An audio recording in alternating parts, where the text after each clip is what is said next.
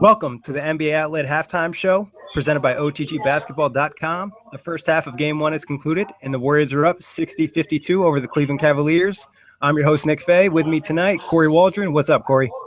Nick, how you doing? Everybody who's listening, thank you for tuning in. I'm really happy that this is only an 8-point deficit for Cleveland at halftime. We finally have a good playoff game. I'm really excited.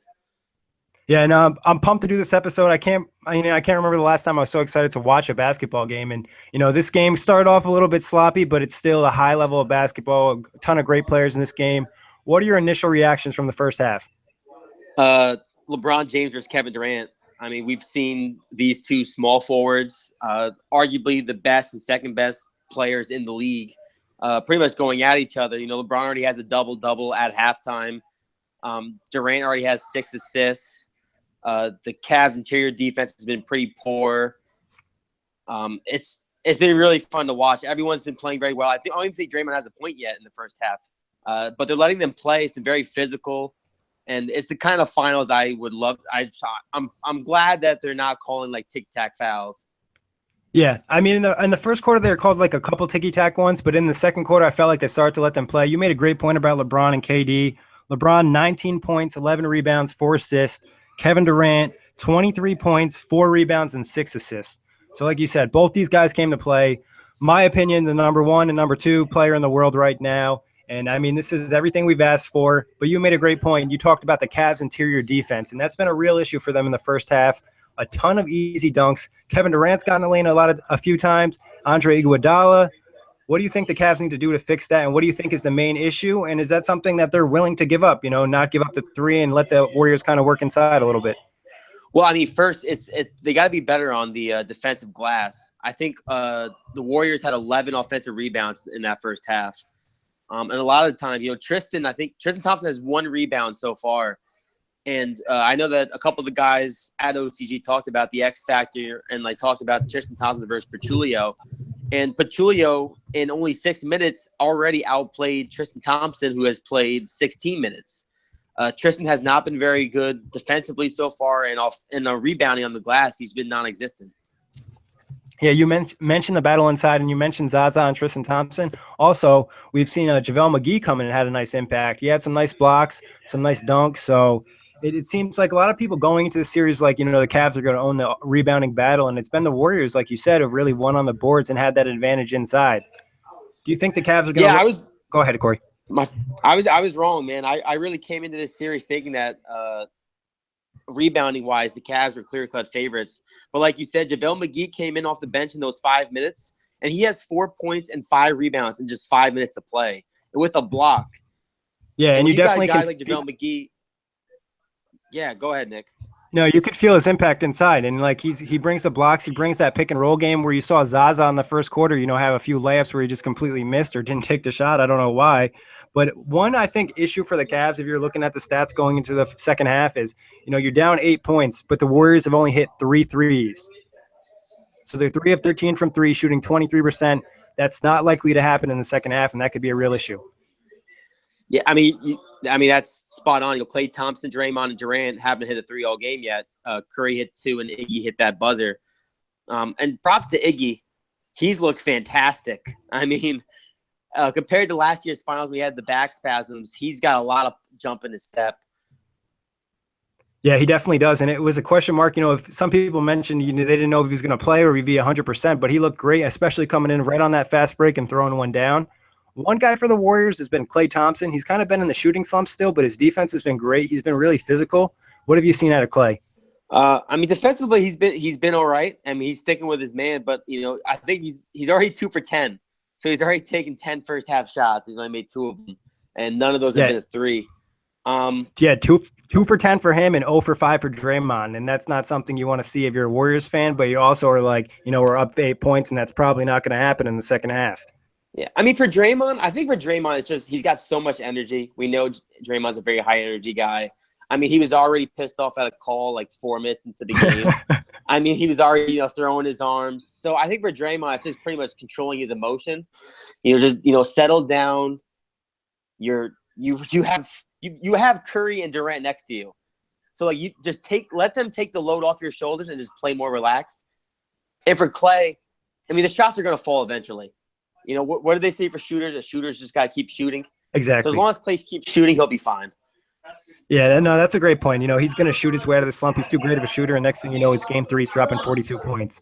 So I think another interesting point in this game has been a lot of people going into the series have been, you know, they mentioned that they thought Cleveland might have a better bench than Golden State, but the Golden State bench came in and outplayed Cleveland's bench. Yeah, I agree. Darren Williams was kind of a non-factor. He got beat a few times by Curry. Jefferson wasn't anything special. You know, Shumpert, Korver. You know, a lot of those guys just came in and they gave pretty much, you know, non-effective minutes. When as for the Warriors, you got Iguodala came in and immediately made an impact. McGee made an impact. Livingston, you could tell he was on the floor. That's the big part of this game will be who can get rest, because at this point it doesn't look like LeBron or Kyrie can take any minutes off. Yeah, for sure. I think LeBron maybe got like 2 minutes of rest in that second quarter, and then he had to come back in because Tyronn Lue was scared that lead was going to explode. But moving on from the bench, you know, after the first half, I think we both agree the best players in the first half was Kevin Durant and LeBron James. Who would you say the worst player was for each team that played a significant role? I would have to say Tristan Thompson. Only because for Cleveland, you know, it's so important for them to get rebounds. I mean, they've been lucky that LeBron has 11 and that Kevin Love has 12. But if it was Tristan Thompson, you add in, you know, a couple of those offensive rebounds that Golden State got back into defensive rebounds, this could be an entirely, completely different game. So I think Tristan's been the worst player so far. What about you, Nick?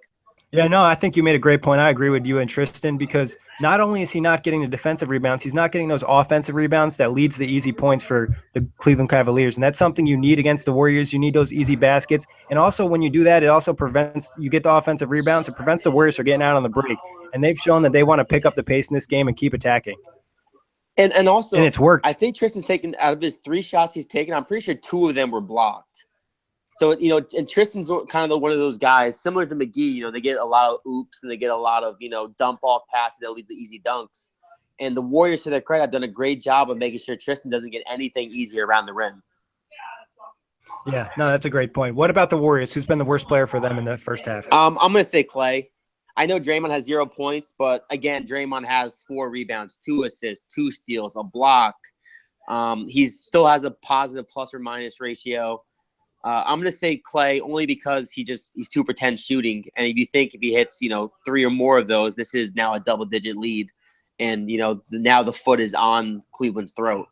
Yeah, especially some of those, you know, he had a couple open threes that he missed, and then he had a few layups that he missed around the rim where they weren't even like difficult shots, especially for just any shooting guard in the NBA, not just Klay Thompson. So I think Klay's been pretty bad offensively. I also think Zaza, like early on, he had a positive impact, but when he missed those like 3 open layups / dunks that he could have had when he just dropped the ball off, that's just 6 points he just threw away.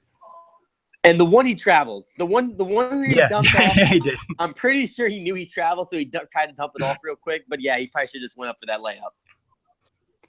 Yeah, exactly. What do you think is going to be the biggest adjustment Cleveland needs to make in the second half? Honestly, you got to keep doing what you're doing. To be honest, I don't think you want to do anything crazy. I think you want to keep on trying to get Kevin Love involved. I know Kevin Love is also just 2 for 8 shooting, but he's got 12 rebounds. I would like to see Kevin Love get a little bit more involved. Really, it's just guys in Cleveland, they need to hit their shots. You know, Darren Williams, J.R. Smith hasn't hit a 3 since the first shot of the game he took. You know, you got someone else besides LeBron James and Kyrie Irving need to step up for Cleveland. Yeah, they definitely need that offensively, someone to step up, make a play off the bench even. Or like you said, Kevin Love, they need to get him in better matchups because against Draymond Green just abuses him. In the post, he had that swat on him where he just kind of embarrassed him. So I think they need to find a way to get Kevin Love some easy matchups, and that means not on Draymond Green and not on Kevin Durant because Durant has done a pretty good job on him as well. So, but for me, I think the second half adjustment for the Cavs is going to be take care of the basketball. I think the turnover battle right now is either 12-1 or 13-1.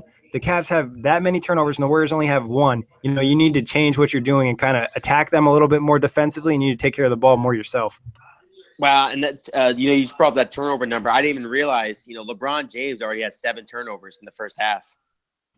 So it just shows you that he's trying to do a little bit too much. But yeah, definitely got to clean up the ball. You got to take care of the basketball, especially in the finals against a team like the Warriors. Because like you said, they had all these wide open threes in that first half.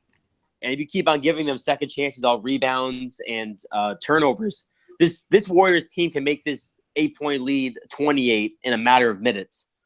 Yeah, and they usually come out hot in the second half. They're going to come out ready to play, and both teams are a little bit rusty. And, I think we'd both agree that the Warriors are the more talented team, so you need to take advantage when you can in the first half when they're not playing up to standards.